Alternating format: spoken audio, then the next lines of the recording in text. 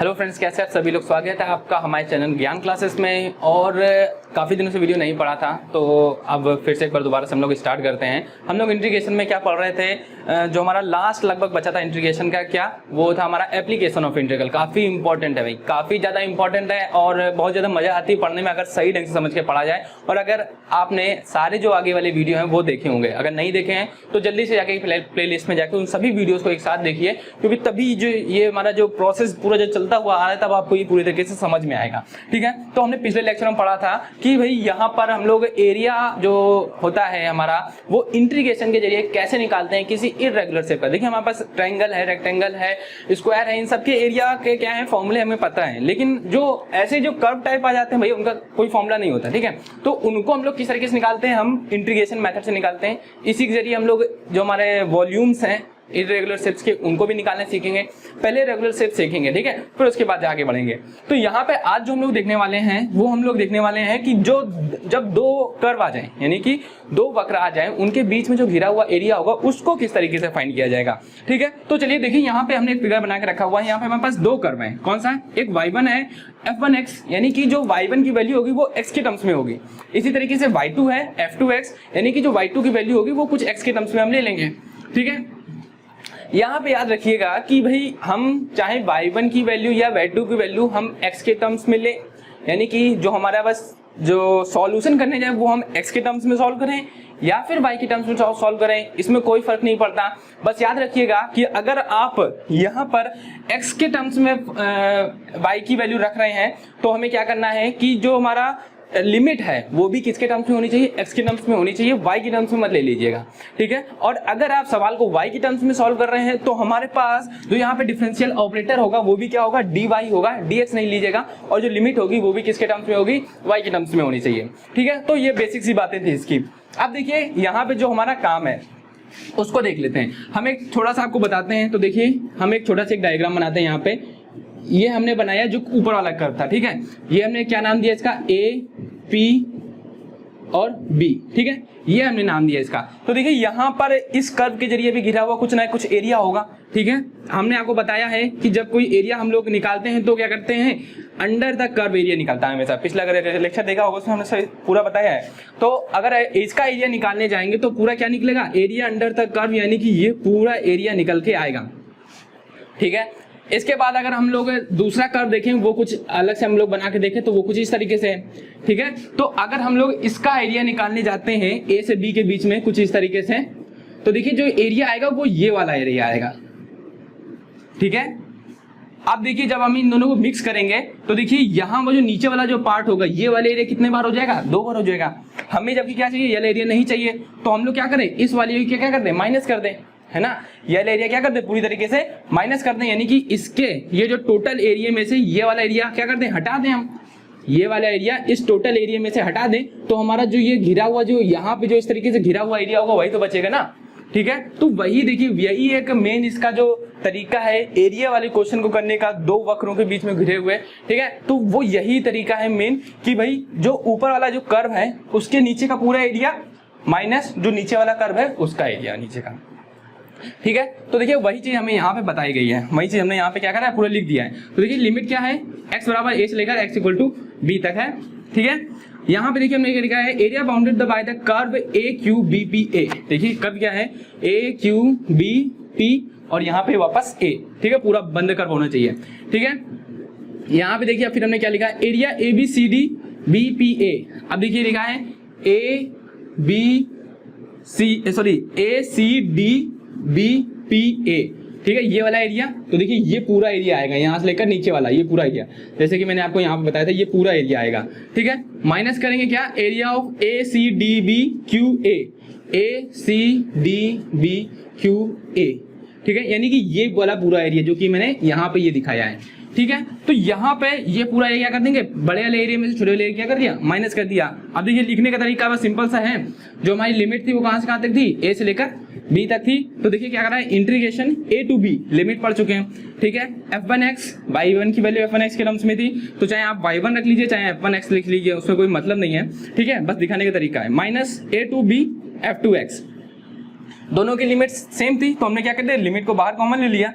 और f1x minus f2x कर लिया और डिफरेंशियल ऑपरेटर dx।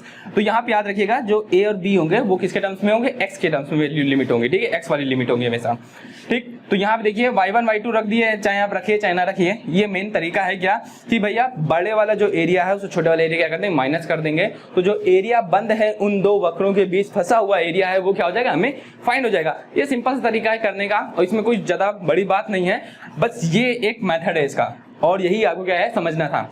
अब देखेंगे हम लोग क्या कुछ क्वेश्चन जो कि काफी इंपॉर्टेंट है, पेपर्स में पूछे भी गए हैं, काफी इंपॉर्टेंट है और उनसे सारी चीजें समझ में आ जाएंगी, ठीक है। तो हम इसको क्या करते हैं, रफ कर देते हैं हम यहाँ पे।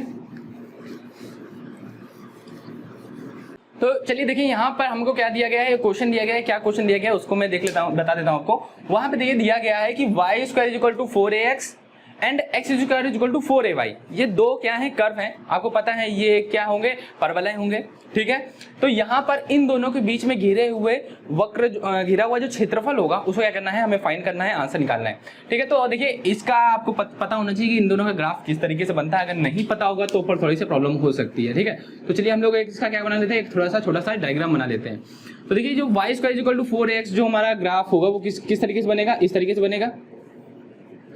प्लस का x है इसलिए प्लस x डायरेक्शन बन रहा है। यहाँ देखिए प्लस का y है क्योंकि यहाँ माइनस नहीं लगा है तो ये प्लस के y डायरेक्शन बनेगा, ठीक है। तो देखिए ये जो हमारा कर्व हमने बनाए हैं इन दोनों के बीच में जो घिरा हुआ एरिया है वो कहां पर है, वो देखिए वो ये रहा, ठीक है। यही एरिया तो बाउंडेड है इन दोनों के बीच में। अब देखिए इसी का हमने क्या करना है, आंसर फाइंड करना है। अब देखिए हमें क्या सबसे पहले चाहिए, अभी आपने देखा था हमने क्या करा था, लिमिट का यूज किया था। आपको यहाँ पे कोई लिमिट नहीं दी गई है, लिमिट दी गई है क्या, आपको केवल कर्व दिए गए हैं, लिमिट आपको खुद से निकालनी पड़ेगी। तो देखिए वो हम इसके अंदर सीखते हैं किस तरीके से। आपने मतलब शुरुआत में जब क्लास 10th में होंगे, 11th में, 9th में, इन सब में आपने क्या करा है, वैल्यू निकालना सीखनी है। अलजेब्रा की जरिए से हम लोग क्या करा है, जो द्विघात समीकरण होते थे, क्वाड्रेटिक इक्वेशन, उसमें निकालना सीखा था, एक्स और वाई की वैल्यू निकालने सीखी थी। तो देखिए वही तरीका जो है वो यहाँ पे हम अप्लाई करने वाले हैं। किस तरीके से, तो देखिए हम लोग क्या करते थे, वहां पे हम लोग एक रिप्लेसमेंट मेथड सीखते थे कि हमने एक से वैल्यू निकाली, दूसरे इक्वेशन में रख दी, सॉल्व करके y की वैल्यू निकाल ली, ठीक है। तो वही यहाँ पर भी करना है हमें। देखिए किसकी वैल्यू चाहिए, दोनों x की वैल्यू चाहिए, ठीक है। ये देखिए एक यहाँ पर x की वैल्यू होगी, ठीक है, जो ये होगी, और एक यहाँ पर वैल्यू होगी।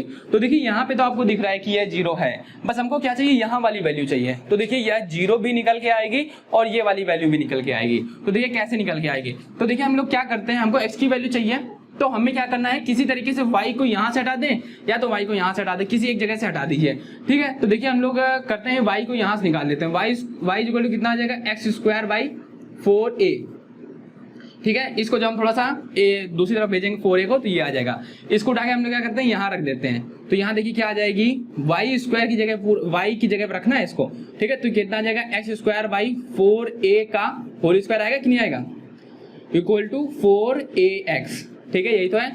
अभी देखिए इसको सॉल्व करेंगे थोड़ा सा, तो देखिए कितना आ जाएगा, x की पावर 4 बाई 4 4 जा 16 a square is equal to 4ax।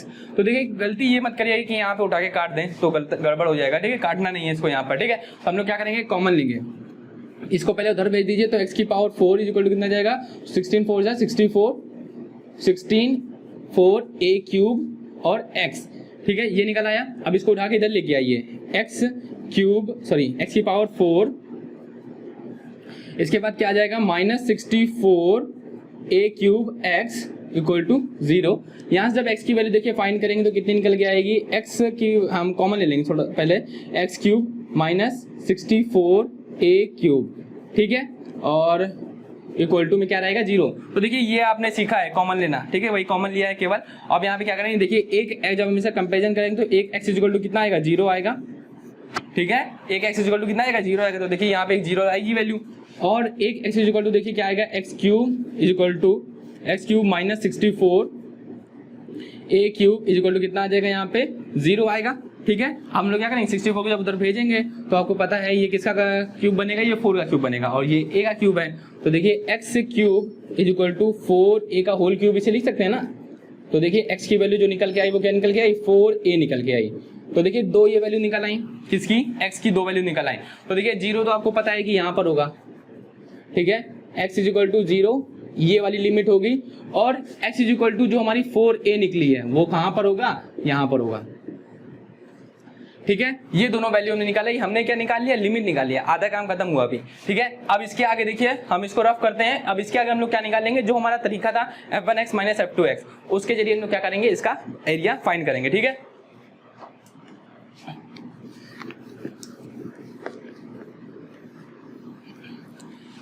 तो यहाँ पे देखिए हमको चाहिए होगा, जो वैल्यू चाहिए होगी किसकी, y1 और y2 की चाहिए होगी। तो यहाँ देखिए y1 की जब आप वैल्यू निकालेंगे तो कितनी निकल के आएगी, 2√ax। ठीक है, क्योंकि ये 4 का है तो 2 का स्क्वायर बन के बाहर निकला जाएगा, लेकिन √ax वो अंदर ही रहेगा। ठीक है, यहाँ से जो y की वैल्यू निकालेंगे वो हमें पहले भी निकाली थी, क्या निकल के आएगी, x²/4a। अब देखिए ये जो हमारा कर्व है, ये वाला जो कौन सा कर्व है, ये वाला जो हमारा कर्व है वो कौन सा है, ये वाला है। इस वाले जो कर्व की इक्वेशन है वो क्या है, y² = 4ax। ठीक है, ये रहा कर्व है। तो देखिए ये जो कर्व है वो इस वाले कर्व से ऊपर है ना, ये वाला जो y² 4x जो कर्व है वो ये वाला जो कर्व है कौन सा, x² 4i, उससे क्या है, ऊपर है। तो यानी कि जो y जो हमारा जो माइनस करना है वो किससे करना है, वो इस वाले से इस वाले कर्व की वैल्यू क्या करना है, माइनस करना है, और लिमिट रख के हमारा आंसर निकल आएगा।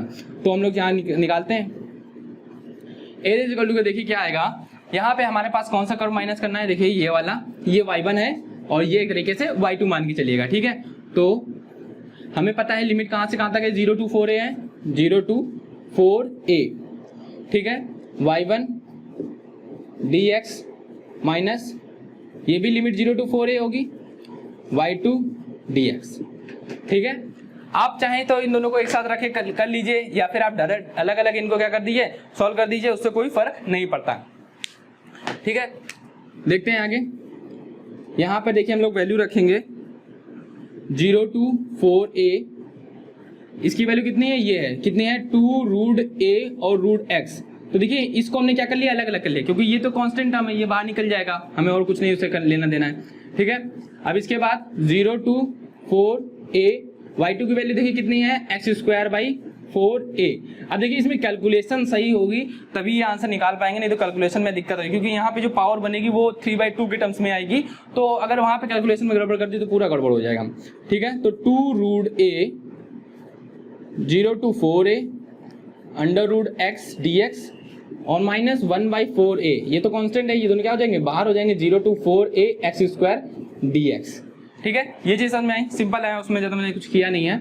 आगे देखते हैं, तो 2√a, अब देखिए जब इसको सॉल्व करेंगे कितने आ जाएगा, हमारे पास लिमिट कहाँ से है, इसकी जब वैल्यू रखेंगे तो यहाँ पे 3/2 आएगी पावर, और यहाँ पे 3/2 आएगी, और 0 to 4a। ठीक है, ये लिमिट रखने का तरीका है सीधा सीधा, और इंटीग्रेशन किया है अभी, अब इंटीग्रेशन के बाद इसमें क्या कर देंगे, लिमिट रख देंगे। ठीक है, तो यहाँ पे क्या आ जाएगा, x³ / 3 आ जाएगा, और लिमिट 0 to 4a। ठीक है, सिंपल सा करते जा रहे हैं, ज्यादा कुछ हमने किया नहीं है खास इसमें। ठीक है, आपने जो पहले पढ़ चुके हैं बस उसी को अप्लाई करते जा रहे हैं। अब देखिए क्या करेंगे, लिमिट रखेंगे। अब देखिए 3/2 तो बाहर निकल आएगा।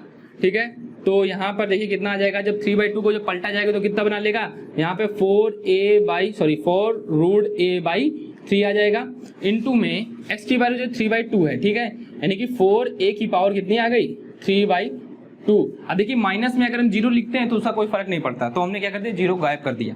-1/4 है, तो 1/4 × 3 कितना हो जाएगा, 12a।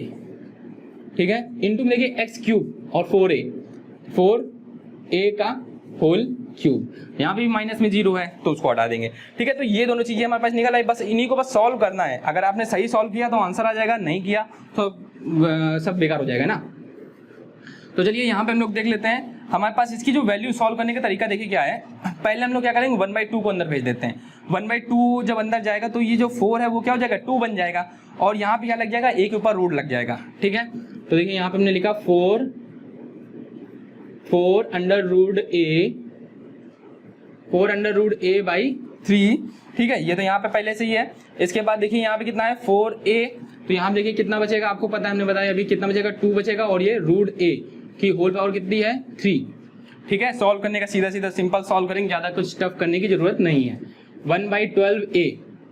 ठीक है, 4a³ है।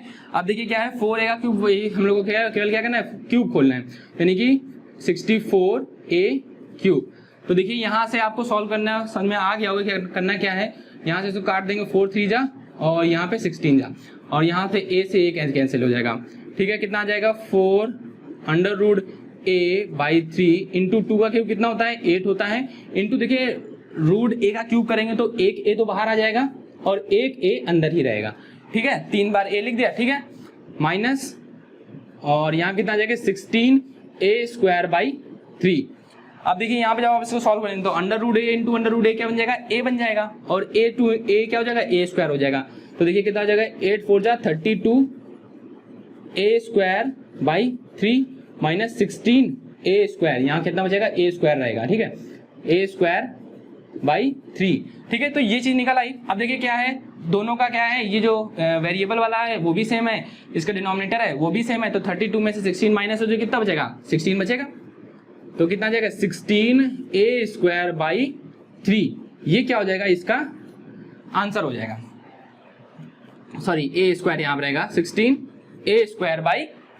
ये क्या आ जाएगा सिंपल सा, इसका क्या आ जाएगा आंसर आ जाएगा कौन सा, जो हमारा एरिया बाउंडेड है इन दोनों कर्व्स के बीच में। तो देखिए यहाँ पे पहचानना किस तरीके से है वो मैंने आपको बता दिया, लिमिट किस तरीके से निकालना है वो मैंने आपको बता दिया कि किस तरीके से सॉल्व करके इसका लिमिट आंसर निकाल लेंगे। तो ये क्या है सिंपल से इसका आंसर निकल के आ गया, बहुत ही सिंपल तरीके से। ठीक है, बाकी जितनी बार आप प्रैक्टिस करेंगे उतना ही ज्यादा आपको ये समझ में आता जाएगा। ठीक है, अब बढ़ते हैं, हमारे 2 कर्व हो गए। अब हो सकता है कि बाई चांस का शायद एक लाइन हो, ये कर्व कुछ भी हो सकता है। ठीक है, करना इसी तरीके से है, किस तरीके से कि बस उन दोनों कर्व के जो हमारा इंटरसेक्शन पॉइंट है वो निकालने होंगे, फिर देखना है कि कौन से कर्व से किस कर्व को माइनस करना है। ठीक है, बस वो पहचानना आना चाहिए, बाकी सॉल्यूशन आपका सेम है। ठीक है, तो ये हमारा पहला सवाल हो गया। ठीक है, इसके बाद हम लोग एक और सवाल देखेंगे, अभी उसको भी देखते हैं। वो एक लाइन का सवाल है जिसमें लाइन और कर्व है। ठीक है, तो इसको हम रफ कर देते हैं। अब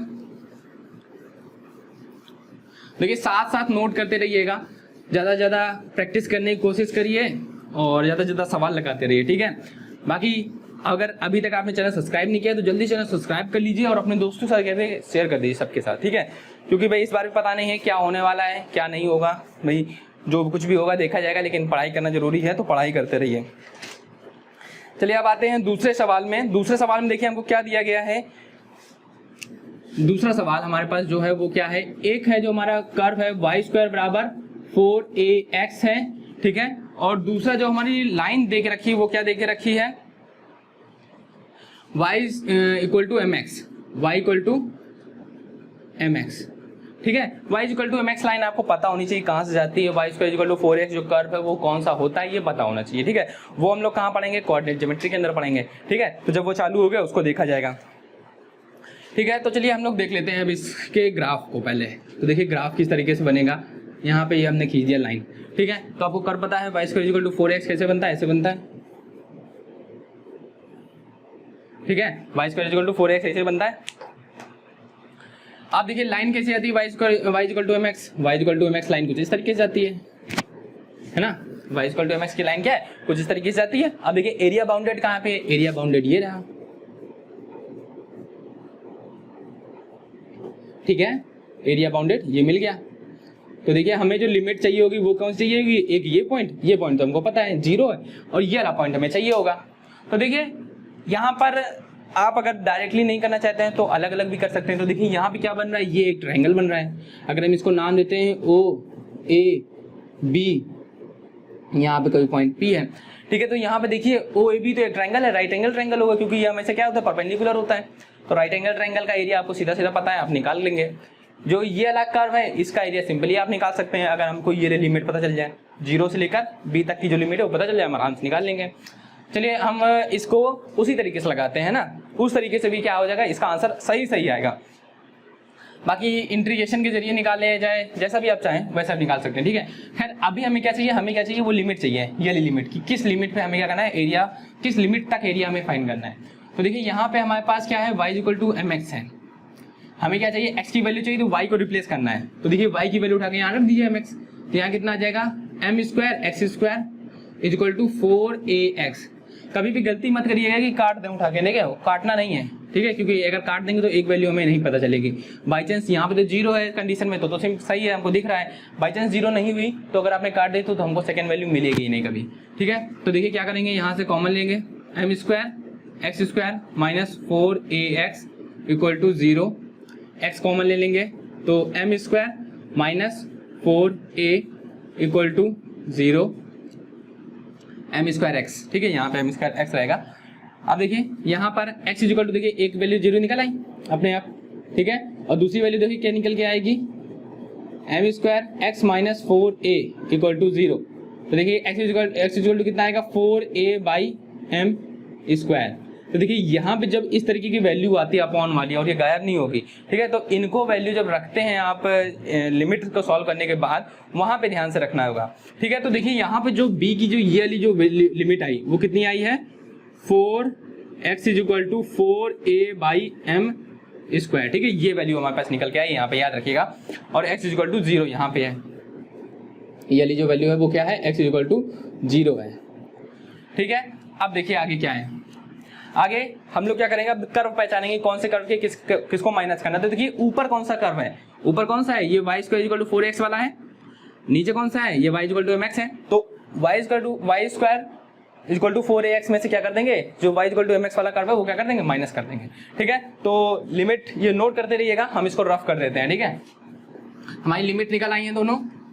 अब आगे देखते हैं, हमको चाहिए y इक्वल टू वैल्यू, ठीक है। तो y इक्वल टू वही चीज यहाँ पे कितना आ जाएगा, 2√a और √x, और y इक्वल टू mx तो ये है ही, ठीक है। तो फिर वही चीज एरिया इक्वल टू इंटीग्रेशन, देखिए कहाँ से कहाँ तक करेंगे, 0 से 4a बाई एम स्क्वायर तक। इसको अभी हम लोग क्या कर लेते हैं, इक्वल टू b लिख लेते हैं ना, नहीं तो बहुत ही ज्यादा लिखना लंबा पड़ जाएगा लिखने में उसको, ठीक। यहाँ पे हम लोग क्या कर रहे हैं, 0 to b, ठीक है, b की वैल्यू कितनी है, 4a बाई एम स्क्वायर है, ठीक।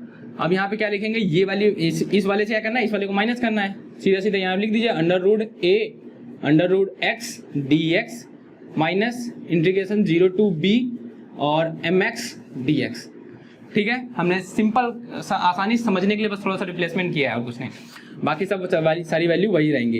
देखिए 2√a फिर से बाहर आ जाएगा यहाँ पे क्योंकि कांस्टेंट है, फिर 0 to b √x dx, फिर से वही वैल्यू है जो पिछली बार हमने सॉल्व करी थी, फिर 0 to b m बाहर आ जाएगा x dx, ठीक है। सॉल्व करिए, 2√a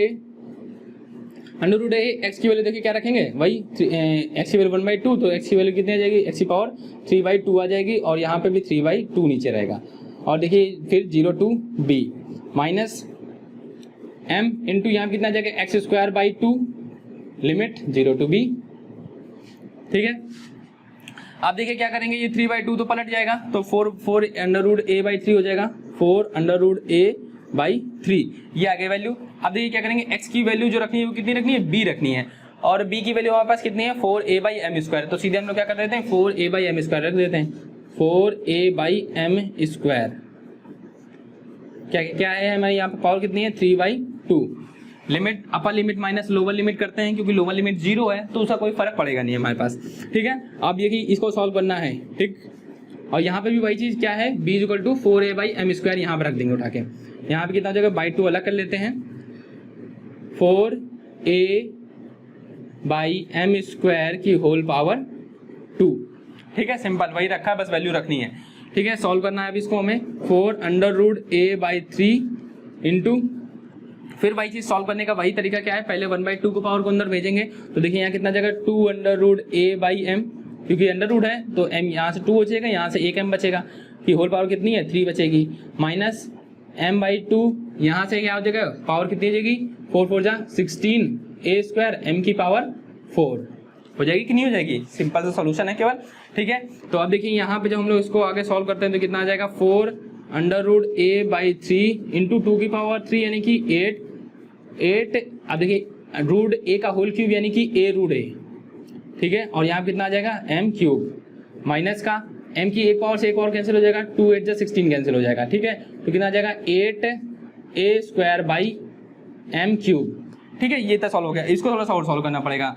तो इसको देखो सॉल्व करने का हम यहाँ पे इसको सॉल्व करते हैं, तो देखिए किस तरीके से सॉल्व होगा। 4 8 जा 32, ठीक है, 32 अंडर रूट ए बनेगा और a इंटू ए क्या बन जाएगा, फिर से a² बन जाएगा, जो पिछले क्वेश्चन किया था, a² नीचे कितना है 3m³, तो कितना आ गया यहाँ पे 3m³ आ गया, ठीक है। इसके बाद माइनस 8a²/m³, ठीक है। ये सिंपल सा आ गया, ठीक है। अब हम लोग क्या करेंगे, एलसीएम लेंगे इसका, एलसीएम लेने पे देखिए कितना आएगा, 3m² आएगा एलसीएम। इसके पास तो है, सॉरी m3, इसके पास तो है, तो यहाँ पे 32a² बना रहेगा, माइनस इसके पास 3 नहीं है, तो 3 का ऊपर नीचे मल्टीप्लाई कराएंगे, 3 8 24, 24a²। अब देखिए जब आप इसको क्या करेंगे, माइनस करेंगे तो कितना बचेगा, 8 बचेगा, कितना आ जाएगा 8a² बाई 3m³। तो देखिए यही क्या है, इसका आंसर है। ठीक है, सिंपल से निकल आया आंसर, ज्यादा कुछ मेरे हिसाब से करने की जरूरत नहीं है, बस वही चीज अपनानी है जो मैंने आपको बताया। प्रोसेस जैसा सबसे ज्यादा जो मेन है वो कॉन्सेप्ट है, इसका प्रोसेस है।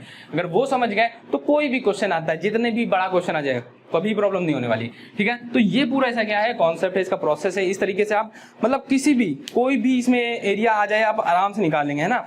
इसमें ज्यादा कुछ टफ नहीं है, बहुत ही ज़्यादा सिंपल है। इसको आप ट्रायंगल फॉर्म में भी लेके सॉल्व कर सकते थे।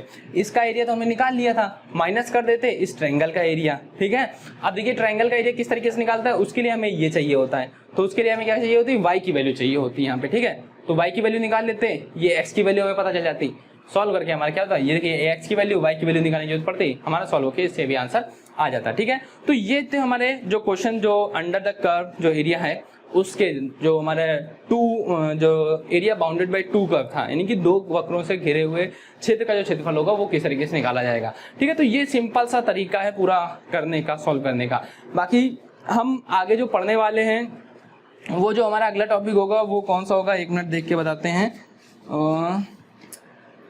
अब हम लोग देखने वाले हैं आयतन के बारे में। ठीक है, आयतन के बारे में देखेंगे, वॉल्यूम के बारे में देखेंगे, किस तरीके से हम इंटीग्रेशन के जरिए किसी भी शेप का वॉल्यूम फाइंड कर सकते हैं। ठीक है, तो चलिए दोस्तों, अगर आपको ये वीडियो अच्छा लगा हो तो लाइक करिएगा। ठीक है, और अगर आपको कोई क्वेरी है, आपको कुछ समझ में नहीं आया तो उसे कमेंट करिएगा हमारे कमेंट सेक्शन में, और अपने दोस्तों के साथ जरूर शेयर कर दीजिएगा इस चैनल को, और अभी तक सब्सक्राइब नहीं किया तो जल्दी सब्सक्राइब कर लीजिए। ठीक है, तो चलिए दोस्तों, मिलते हैं आप अपने नेक्स्ट वीडियो में, तब तक के लिए take care and good bye.